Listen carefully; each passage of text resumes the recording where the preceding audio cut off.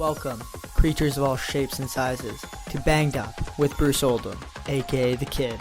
This is an action sports podcast, the likes of which the world may never have seen before and may never see again. I hope you guys enjoy.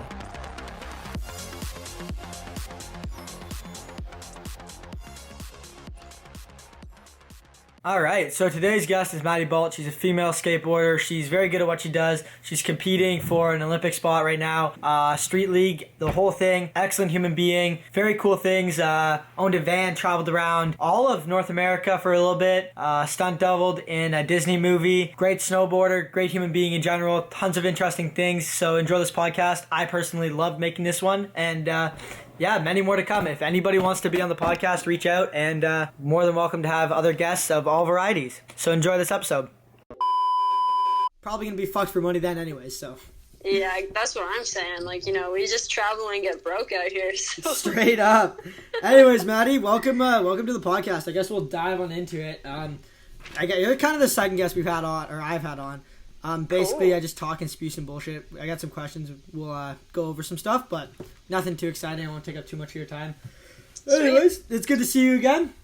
Yeah. Everybody, welcome Maddy Balt. Everybody, I mean the camera and the microphone that's on. I actually got the microphone attached to the beer can right now because I couldn't find anywhere else. Yeah, I'm being very ingenuitive today.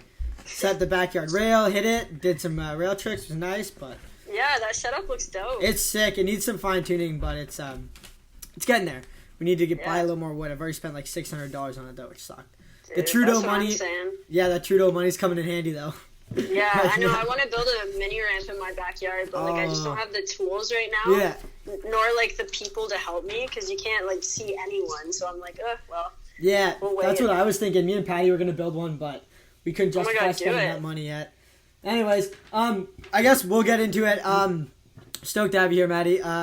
First of all, we'll just go over your story, like let everybody know who you are. You're a skateboarder, obviously, but you're more than that. You snowboard, you do a bunch of other cool shit. Basically, how'd you get into it? Like, how did Maddy become where she is now? How'd you get to where you are?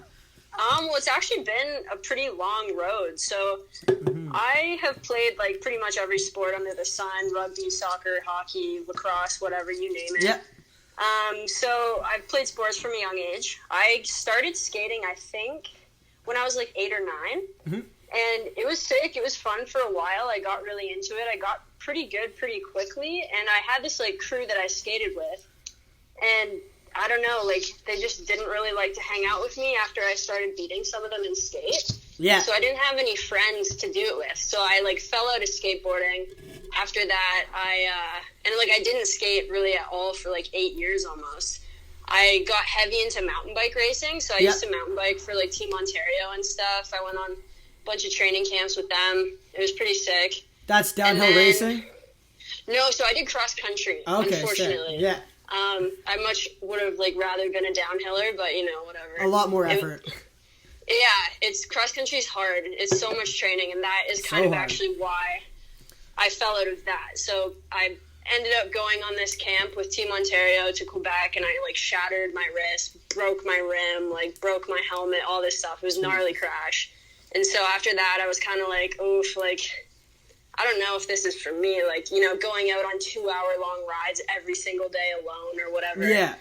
It was a lot. So after that, I just kind of like, I don't know. One day I went outside and I went on my skate and I just was having a bit of fun with it. And then somebody hit me up and they were like, hey, I heard about this girls meetup.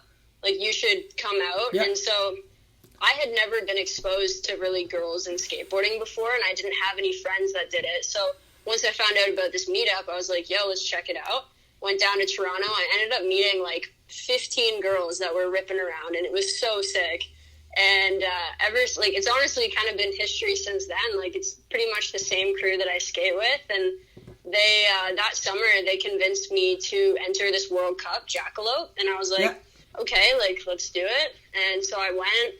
And it was crazy because there's this like super pro girl, Leticia Buffoni. Yeah. And I know everybody knows her, whatever. Yeah, she's an Instagram girl. I know her. Yeah, super you've sick seen her for sure. Yeah. And so like I get up onto the like practice and I'm like standing next to her, like just tripping out. I'm like, whoa, like this is some real stuff right here. So my goal in that contest was just to not come last, because at that point I'd been skating for like 2 months, and back skating. So I went and I ended up getting 9th, and I was like super hyped on that. And ever since then, I just kind of was like, let's do it, let's get into it, and it's been pretty crazy. This past summer, I went out west, and that's actually where we kind of ended up linking up. We hung out a lot back then. Living in my van. Yeah. Yeah, so I went to Canada Skateboard Contest out there, and I ended up winning. And after that, I had an opportunity to go to some of the Olympic qualifiers with, like, the quote-unquote Team Canada or the National Federation or whatever. And so, since then, I've just been trying to keep up with the World Cup series, like, went to World Champs in Brazil this fall. I was supposed to be, obviously, quite a few places this spring, but because of these extreme circumstances, I'm at home. Join the club. Yeah, I guess that's kind of the moral of how I've become Maddy Balt today. Yeah, that's super sick. I am today. Yeah. Yeah, so, it's been fun. Like you said, you had a bunch of big contests lined up and stuff like that. What how many contests would you do a year? Like, how many were you planning for this year? So this year I was planning on hitting at least 5 Olympic qualifiers. Okay. And you're going Olympic qualifiers. Yeah, so this is like trying to, because obviously skateboarding had just gone into the Olympics.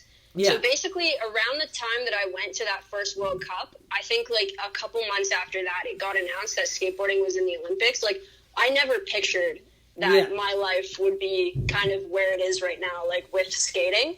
Never would have thought, but you know, here we are. They're taking a bunch of like stoner skaters and turning us into athletes again. So it's kind of a joke.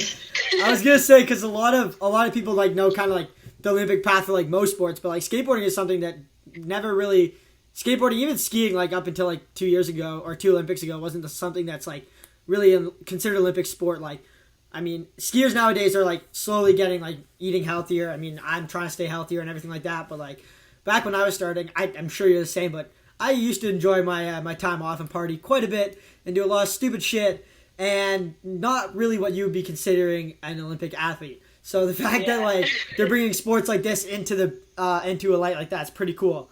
So it's definitely different. I mean, I never would have thought I would have like a coach telling me like, oh no, don't do that trick, like do this trick. And like, I think it is kind of unfortunate because it brings it down a bit. Exactly. So, like, now I'm having, like, a sense, because, like, for me, a big part of skating is the freedom of it, right? Like, I can just go out, do what I want, like, hang out in the streets with my friends, slam a few beers, whatever. But now I've got, you know, a coach telling me, like, okay, no, you need to learn this trick by this date, and you really need to, like, be working on this, this, and this. Mm-hmm. And it's not necessarily, like, things that I want to be doing. But, you know, it's kind of the path that's available to me right now. I mean, end goal would probably be, like, you know, having some company pay to, like, send me out to street spots with the homies. But that's not available right now. Yeah. So, and also you'd be pretty stupid to turn down an Olympic spot if you had the opportunity. Stuff like that. 100%. That's something that you can't pass up on. In skiing and I guess snowboarding, I think you do snowboard quite a bit and you're pretty good. Yeah, definitely. Yeah. Thank you. You're welcome. I'm throwing out compliments everywhere today. There we go. But like, I don't know, I see a lot of this where like there's skiers who are coming up like without as much style or as much creativity and like kind of only solely based around competition and like competition tricks and aren't very well rounded or just creative in that sense. Is that like something that's leaked into skateboarding a bit with like things like Olympics and stuff? Yeah, 100%. Like, I mean, you'll see, like, it's kind of insane, actually. Like, Street League and the format and everything, like, you know, pro skaters, whatever, it's turned into, so the Street League circuit is now also a World Skate Olympic qualifier, so you get through to the Street League or whatever. And so now you have, like, 9-year-old girls skating Street League in full, like, elbow pads, knee pads, and wrist guards. Yeah, and, I was like, going to say... To me, like, that's, I mean, I'm going to say it, that's super whack. Like, we should never have some kids skating a street league in knee pads. Like, it's just not how it is. And the other thing that you see is, like, these kids don't know how to fall because they've been trained to, like, fall onto, like, pads or airbags or something. They've got some crazy, like, training stuff out there in the other worlds that's not Canada. So yeah, I mean, it's definitely taking, and they're scoring like massive tricks, bigger than tricks with, 6 styles. So I think it's gonna take some of the creativity and style away from it. Yeah. But I mean, hopefully the judges can just like stay true to good skating and keep it real. Yeah, well, skiing already, it's kind of like starting to go. They're trying to bring it back to that route, but it's like it is still very like coming up with that competition scene. And it's funny you say that about all the young kids, because you see so many young kids that are like absolutely killing it, but then within like a year they're like all injured or like torn ACLs at like 13, 14. And it's like, oh my God, what are you guys doing? You need to go eat shit somewhere else, like not in an airbag. You need to like get out there and learn how to fall properly. Yeah, like go up through the roots like all of us. Yeah, exactly. You need to. It not helps. just like breeding these robot skateboarders out of nowhere, like picking them out of the streets and being like, "Yo, you're gonna skate today." They got a little assembly line built somewhere. Yeah, honestly, like I think that's how it is. But I mean, respect to them. Like they're still out there killing it, and half of them are doing stuff I can't do. So yeah, and they're all out there pushing themselves and stuff. It's just kind of a different light of the sport, and a lot of like even like my sister, like some people know her, she's a very good skier, but like she doesn't even know some of the tricks like that she does. She's like, wait, what's the name for that? I'm like, you just won an X Games gold and you don't know the name of the trick you're doing. It's like dude, I do feel that though, because as I said, like there were pretty much 8 years where I didn't skate and I was like full on into mountain biking. I've always kind of snowboarded, but really only like again 4 years ago did I really get into park snowboarding. So with skating, like, I feel like I am uneducated, and people will be like, "Oh, what's your favorite video part?" And I'm like, I don't. So I've actually been trying to take some of this time out of the pandemic or isolation, whatever you want to call it, to like try and get a little more educated on skate history and like watch a bunch of videos and stuff. It's been fun. All right, well, we're gonna pause right there because a lot of these little kids that are listening to this definitely need to take a page out of your book, because there's so many kids that like don't know any of the old ski movies, any of the old snowboard movies, any of the old sport, whatever sport you're doing. Go like learn about the history. You got tons of time now. Like, educate yourself. Yeah, exactly. Educate yourself. You don't want to be that kid. All right, well, that's pretty cool. We caught up on that stuff. I like that. Besides being a killer skateboarder and being bomb at snowboarding too, you got some cool things going on. You're a stunt woman on a show once. I don't know how much you can talk about that, but that would be a really cool experience if you got some people know about it. That's definitely. So yeah, that actually last summer was so wild. So many things happened. So I randomly met this lady at my CrossFit gym back when I was at the gym, and I like found out that she did stunts, and I was like, okay, like I've always wanted to kind of get into that sort of thing. Yeah. So I was like, you know what, I'm going to shoot my shot. And she came into the gym and I was like, hey, I'm Maddy, I heard you do stunts, blah, blah, blah. Turns out she's actually a stunt coordinator. So I, talked to her about it a bit, and I told her I was a skater, and she kind of blew me off at first. She's like, whatever, like some hopeful, screw you. Yeah. But then she messaged me. I was in California with my van, and she's like, yo, I am interviewing for a Disney movie. We need a skateboarder your perfect size. Like, if I get the job, it's yours. And I was like, holy crap, like, this is insane. Yeah. So I ended up stunt doubling on a Disney movie last summer for I think I was, like, on set for 2 or 3 days. And that movie is called The Secret Society of Second-Born Royals. So it's supposed to come out this fall. I don't know if anything's been affected by this pandemic or whatever, but...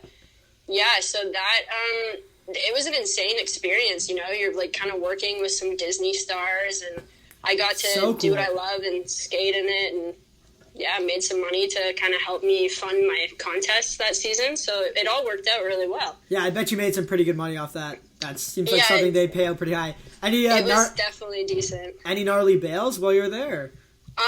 Yeah, actually, I don't really know how much I can speak to it, but I did have an incident where a stunt kind of, like, went wrong, I guess you could say. Yeah. I ended up, like, cutting my hand and hitting my head, but it was fine. I mean, once the movie's out, I'm sure I just don't really know the rules, so I don't want to get myself in any trouble. It's all good. I'm sure you take slams like that anyways in the street, just skating for fun. Exactly, and that was actually what was so funny about it is, like, for me, it was, like, a mellow thing, but everybody on set, like, I was bleeding, and, like, people were panicking. They're like, oh, my God, where's the medic? Like, get the medic. And I'm like, yo, like, it's chill. Like, I do this for a living. Like, I slam way worse than this. Do it for like, fun. Everybody's losing it. Yeah, literally, and I'm just like, yo, it's chill. Like, it's fine. Yeah, that's really funny. All right, well, you've been talking about your van a little bit, and, I mean, I'm sure you got some cool stories because you bought a van. Was it already built, or did you build it yourself? And no, I actually got super lucky. So I found this van on Kijiji. It was an Australian couple selling it, and I got it for a pretty low price, and it came, like, fully equipped. They emergency had to, like, book it back to Australia, so they were trying to sell this thing on the low, and I swooped right in, like, left my job early. I was like, I'm coming to get it right now. And so it came, like, solar panels, little kitchen, everything. And I just was like, all right, sick. And then I drove it from here, so Toronto, to, like, down through Colorado, skied. Like, I had the Epic Pass, so I basically hit as many Epic Pass mountains as I could on my way down to Cali and then up to Whistler. And so I also went to Hood. And then I ended up obviously having to fly back to Toronto for the Disney thing because that came up crazily. And then, I was in Whist for that whole summer, which is where we had some good times for sure. Yeah, that's super sick. If anybody is out there with nothing to do, buy a van and go on a road trip, do some dumb shit. Yes, would 100% recommend. It is so much fun. All right, I got 2 more questions and we'll wrap this up. What's the craziest thing you've ever experienced skateboarding or in, like, out in the streets or whatever? Gnarly bales, creepy crackheads, whatever you want. Oof, I've definitely had my fair share of bales. Most people know this about me, but I've done both my ankles, like, very badly. So, like, fully, in my one, I blew my ATFL ligament, and then in the other one, or 2 falls ago, I did my ATFL and CFL. Yep. So that was pretty crazy coming back from those injuries. Other than that, we did, like, I don't have any super crazy stories. Like, I've definitely been kicked out of spots, but I like to be pretty respectful of people, and, you know, like, a security guard is just trying to do their job or whatever, so I'm not really going to give them a huge hard time. But, we did have an incident this past summer where we were skating a spot, and this lady was, like, I don't know if she was cracked out or what was going on, but she was super not down with us skating in this park. It was like a mani pad. So she started, like, laying down where we were trying to skate, and we were like, yo, like, get out of the way. Like, what are you doing? This isn't your space. Like, we're trying to use it. Everybody's just trying to use it. But she kept, like, laying right in my path, and it ended up, like, you know, I'm not trying to get, like, an assault charge or something, like, hit her with my board. So we kind of just pieced, but that was pretty wild. We were just, like as if she's literally just laying down. There, there's definitely some weirdos. That was pretty crazy. I saw some kind of crazy stuff in Brazil when I was there. I can imagine. Jeez. Yeah. Brazil's Sao Paulo, that. It was a bit sketch for sure. But as long as you were kind of, like, hanging out with a big crew, you were good. Yeah. So, just be safe. All right. Well, last question. What's next for you in the future, Maddy? What's on the plans for the next year or so, or even farther ahead? So definitely, I think because of what's happened with this pandemic, obviously the Olympics have been postponed to 2021. So that is in my sights for sure. I want to do the best I can at all of these contests and try to make it. Because it's debut sport, they're only taking, like, a small amount of people. Yeah. So it's going to be tough to get it up in there, but, you know, anything's possible if you work hard enough. So we're going to go for it. But again, because of this pandemic, I think me and the homie crew in Toronto, we're going to try and film, like, a full-on street video this summer. Oh, that'd be sick. So I'm going to try and put out, like, a street part best I can. You know, one summer is not a ton of time to film a street part, but I'm going to kind of just go for it and see how we can do that. And then also, like, with the stunt stuff, I want to keep, you know, I need to link up with you more because you're always doing that MMA and the crazy trampoline stuff. That's exactly what I need to be doing. Yeah, I'm trying to bring a little bit more of the dumb shit back into my life. The more sandy dumb shit, the better. That's kind of where I'm going from here on out, but... You're more than that's welcome good to join. hear. Yeah, no, I'm super down because, yeah, you're always up to some crazy stuff. So. Yeah. But yeah, so just kind of like train some MMA stuff and work on my fitness, get better so I can try and book some more stunt gigs because I think that's kind of the only way I'm going to be able to afford all this crazy traveling and stuff. And it's probably a pretty good time, so. Yeah, 100%. It's a super cool time. You get to be with all these other crazy people that like do crazy stuff all the time because they're stunt people, so. Fuck yeah. All right, well, that was a sick podcast, Maddy. That was awesome. I'm going to just pause it here. All right, so that was our time with Maddy Balt today. I hope you guys enjoyed it as much as I did. She's an excellent guest. Very good to talk to. Held the conversation well, so it's not as awkward for me and not as awkward for you guys, which is excellent. If you guys are just listening to this podcast for the first time or you're returning, don't be afraid to subscribe. Don't be shy. Also like it. Give it a rating, 5-star rating. It really helps me out, and I would really appreciate it. And if you have any requests for guests or topics or anything we can talk about on future podcasts, just let me know in the comments down below on YouTube or just comment on iTunes, I guess. I think you can do that, or Spotify, whatever you're listening to it on. With that being said, all the best from the kid to you. That was another episode of Banged Up.